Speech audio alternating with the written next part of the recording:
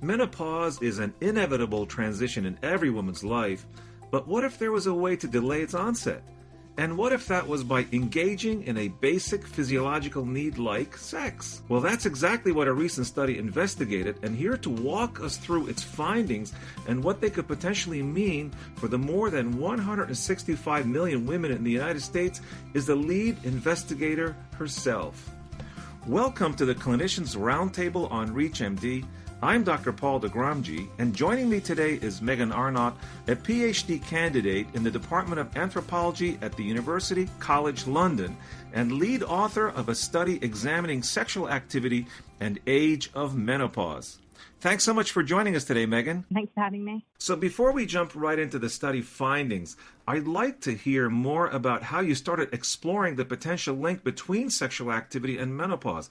What sparked this line of research for you? We were just sort of researching the menopause in general and noticed that married women were going through the menopause slightly later than unmarried women. We were just trying to work out why that might be, and I wondered whether sexual frequency might have some kind of relationship with marital status and therefore a relationship with age of menopause. So I thought we'd test it, and it turns out that there is something going on there. Well, that's very interesting. So now that we have that background information, then let's dive into some of the details here. How was this study conducted, and who were you following to get a representative patient sampling? We use data that already existed. So there's a longitudinal study being conducted in America as we speak that started in the 1990s, and they collect data annually on just under 3,000 women. And all this data is available online. So we took the data from online and analysed it, and they have a representative sample. So they target different ethnic groups to try and make sure that it's representative of every woman within the United States. So what kind of characteristics were you looking for in the women represented in the study, like the age, the amount of physical and or sexual activity, the number of sexual partners, and other factors that weighed in? How were the characteristics formulated? So we didn't look at how many sexual partners, we just looked at how often they had sex. And so the study already had a variable that asked women whether they had sex daily, weekly, monthly, less than monthly. They also had the different kinds of sex. So it wasn't just intercourse, it was oral sex, masturbation, stuff like that. So we just created a sex index that stated whether a woman had any kind of sex, either weekly, monthly, or less than monthly. And then we also included standard variables within the study, like socioeconomic position, how many children they've had, the age at which they had their first period, just sort of standard characteristics like that. And what age groups did you look at? The women in the first interview were aged between 42 and 52.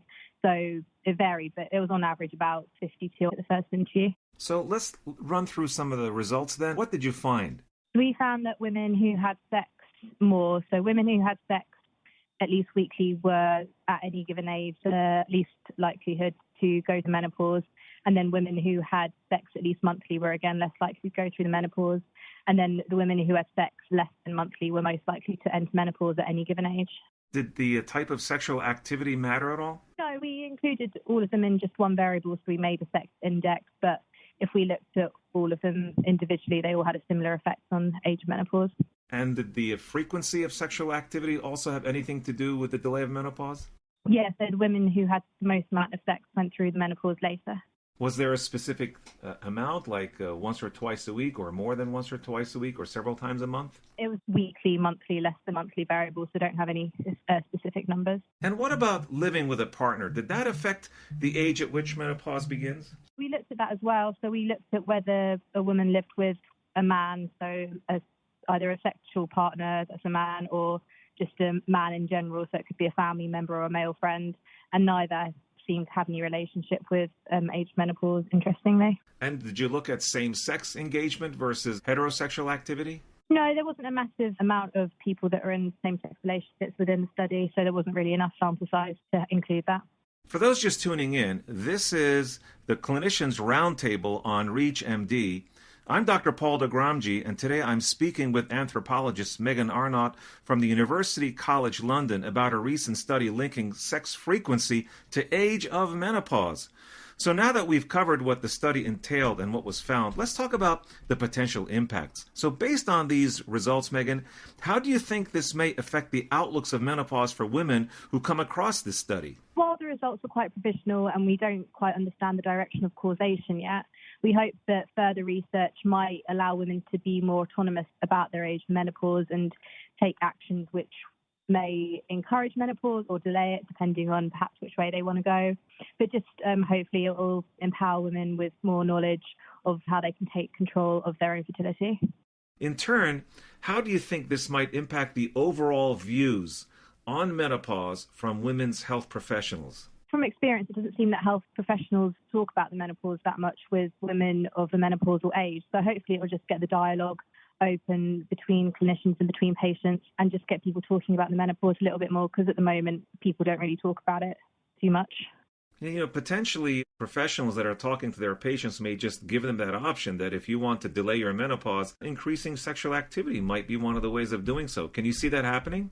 If more research finds support for our findings, then yeah, it would be a great way for women to be able to delay their menopause, because it didn't just include sex with partner, it included self-stimulation as well. So it's something that people can do by themselves to delay menopause. And looking ahead here, Megan, what's next on the horizon for you and your colleagues? Will there be another line of investigations extending from this study sometime down the road? Hopefully the next step will be replicating the results using a different data set. We're just trying to find data sets that have both variables on sexual frequency and age of menopause, which is actually quite hard to find because sexual frequency is a sensitive topic and not all studies ask about age of menopause. So hopefully you'll be able to find more data on it. So this study was conducted in women in the United States, is that correct? Yeah, that's right. Do you plan on conducting similar studies in other countries or in other cultures? Yeah, I'm looking at data from the UK at the moment, which I think we'll be able to replicate on, hopefully. Other cultures are sometimes a bit harder talking about sex and also just how sex is used within relationships and stuff like that.